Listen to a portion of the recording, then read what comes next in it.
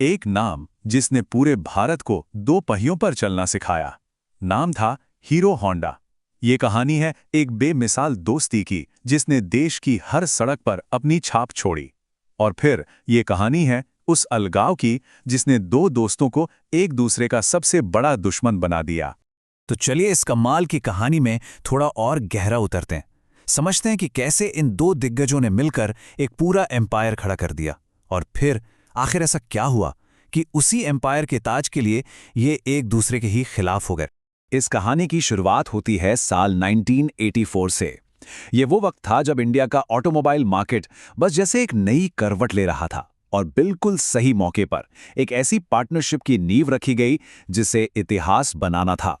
सोचकर देखिए, एक परफेक्ट मैच।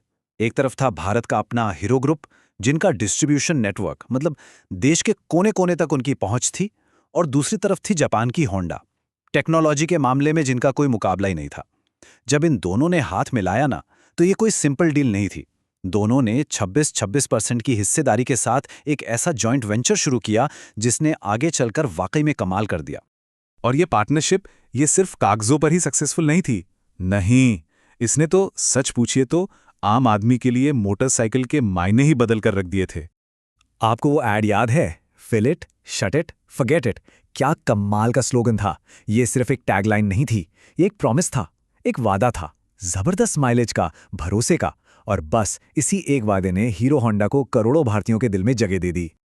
और फिर आई स्प्लेंडर।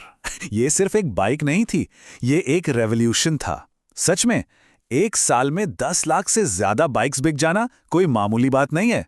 स्प्लेंडर तो जैसे छोटे शहरों और गांवों में भरोसेमंद सफर का दूसरा नाम ही बन गई थी। और देखते ही देखते साल 2001 तक ये इंडियन जापानीज जोड़ी दुनिया के टॉप पर थी। सिर्फ भारत की नहीं, पूरी दुनिया की सबसे बड़ी टू व्हीलर कंपनी। सोचिए क्या कमाल की अचीवमेंट थी। लेकिन जैसा अक्सर होता है, 26 साल की इस जबरदस्त सक्सेस के बाद कहानी में एक मोड़ आया। दोनों पार्टनर्स की मंजिलें, उनके सपने अब अलग अलग होने लगे थे। तो सक्सेस के इस पीक पर आकर रिश्ते में दरारें पड़नी शुरू हो गईं। देखिए, हीरो चाहता था कि अब वो ग्लोबल मार्केट में उतरे, पर उनका एग्रीमेंट उन्हें रोक रहा था। ऊपर से वो टेक्नोलॉजी के लिए हमेशा होंडा पर निर्भर नहीं रहना चाहते थे, अपनी खुद की R&D चाहते थे। और हाँ, जो रॉयल्टी होंडा को जाती थी वो भी हीरो को अब एक बोझ लगने लगी थी। यहां तक कि होंडा ने भारत में अपनी अलग कंपनी भी शुरू कर दी थी। तो प्रॉब्लम्स एक नहीं, कई सारी थीं। और ये जो अलग होने का फैसला था ना, ये कोई आसान बिजनेस डिसीजन नहीं था। ये एक बहुत ही इमोशनल प्रोसेस था, खासकर फाउंडर बृजमोहन लाल मुंजाल जैसे लोगों के लिए, जिन्होंने इस कंपनी को अपने बच्चे की तरह पाला था।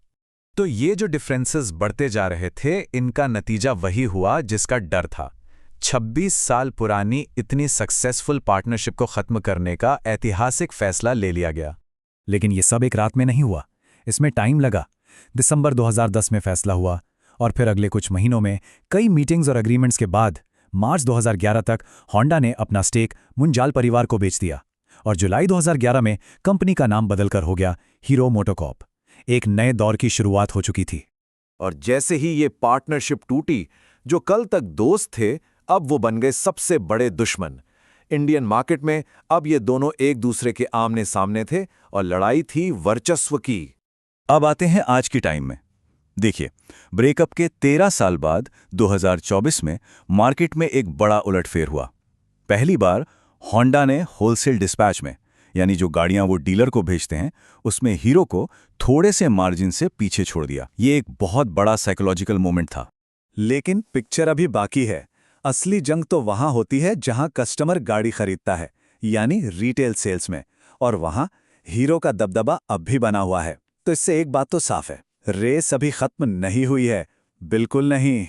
तो आज हीरो मोटोकॉर्प और होंडा दोनों एक दूसरे को कांटे की टक्कर दे रहे हैं। कंपटीशन पहले से कहीं ज्यादा टफ है। लेकिन सबसे बड़ा सवाल वही है, 26 साल की इस पार्टनरशिप के बाद इस सोलो रेस में भारत की सड़कों का असली बादशाह कौन बनेगा? इसका जवाब तो वक्त ही देगा।